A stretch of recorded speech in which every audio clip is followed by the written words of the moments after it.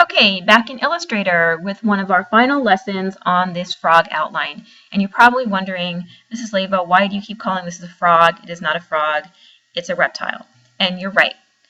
I have no idea why I'm calling it a frog. I just got stuck calling it a frog, and you can call it a reptile or an amphibian or anything you want because it has a tail. Frogs don't have tails. So anyway, I'm going to call it a frog.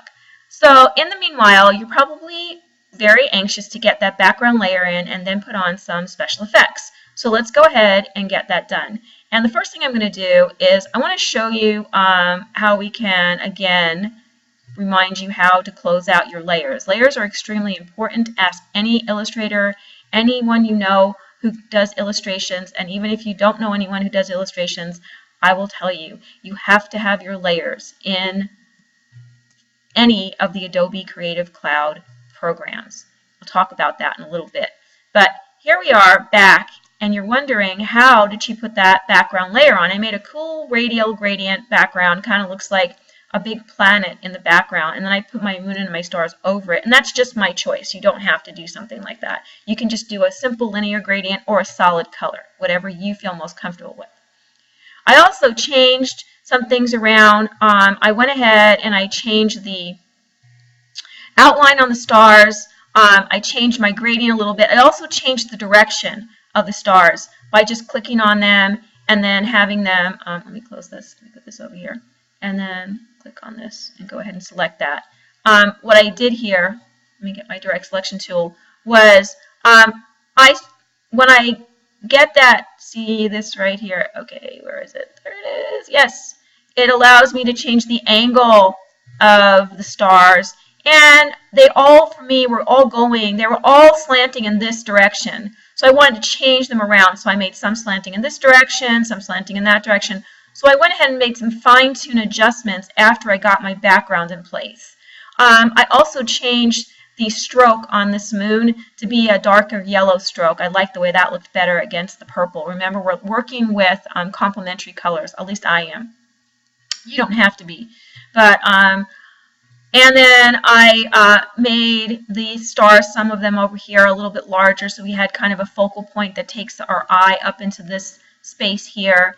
And I played around with some of that, and you can do that toward the end. But in the meanwhile, here's my plant, the body, the feet and the legs, and the tongue and the eyes. And the other thing I'm going to show you in this view is I made the eyes out of the ellipses, and you did that, you should have done that last week.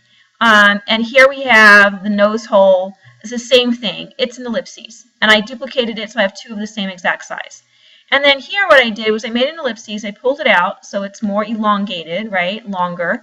And then what happened was I put it right over the tongue. I put it on the layer with the tongue and the eyes. And I'm going to watch this. When I go up to Object, Arrange, Send Backward. Didn't do it. Hold on a minute. Let me grab that tongue right there on the right layer. Object, Arrange, Send to Back. Okay, there we go. All right. So what it does is when I first put this ellipses over the tongue, this is what it looked like. The tongue was behind the ellipses, or the ellipse, and what you really want is the tongue to be on top of it. And so you have to select the tongue so that you have the rectangular box around it with the handles, and you want to select the tongue, and then you're going to go up to Object, Arrange, Bring to Front. And it's going to change what is on top. And so the ellipse is behind the tongue now. And you can move it around. You may or may not like that.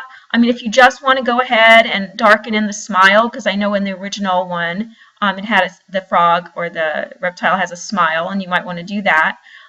Or you might want to do it with the ellipses.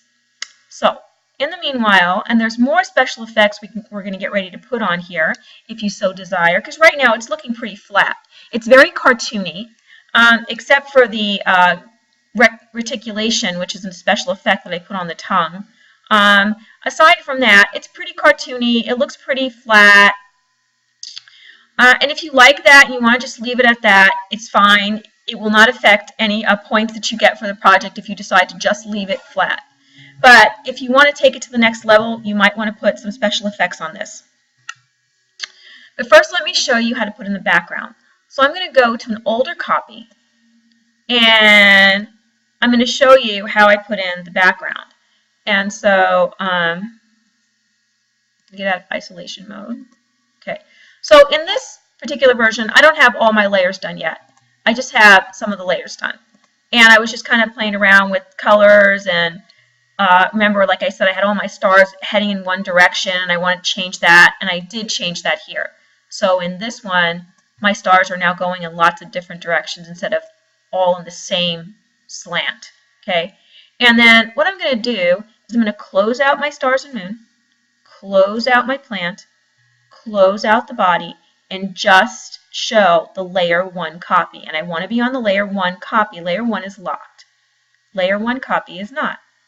And I'm going to go over here, and I'm going to find my shape tool and right click on it, and here's our rectangle. We have a rounded, an ellipse, a polygon. So if the last tool you use is an ellipse tool, that's the tool that's going to be showing.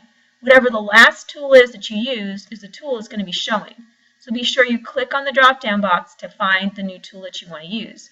And here I have that crosshair, and I'm going to go ahead and I'm going to make a rectangle that covers that box.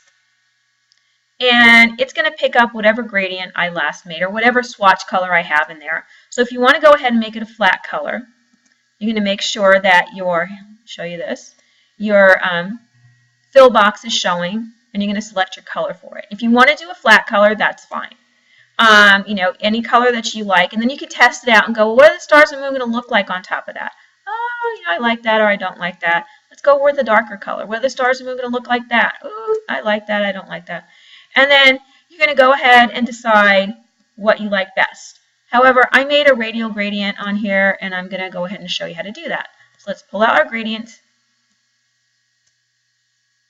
and move this over here. Come on, it sometimes doesn't want to cooperate. So I believe I used this color, and I don't want black. I don't want that to do that either. Come on, guys. All right.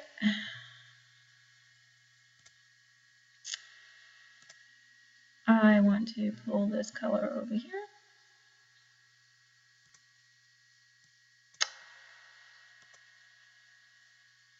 There we go. There we go. All right. I don't want any black in here, so I'm going to grab the black. I'm going to take it out. Don't want black.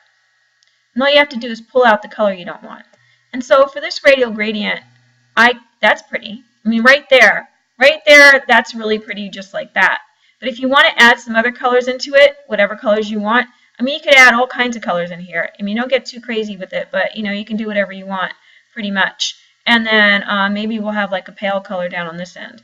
And then you start getting away from this really bright, really dark color right there. Let's see what happens now. So I want to go, that's linear. And you might just like that. You might go, ooh, those stars look awesome on top of that. And let's see what the plant looks like on top of that. And where's the body on top of that, you know, and so on and so forth. And you might like that. So it's your choice. However, you can also do radial.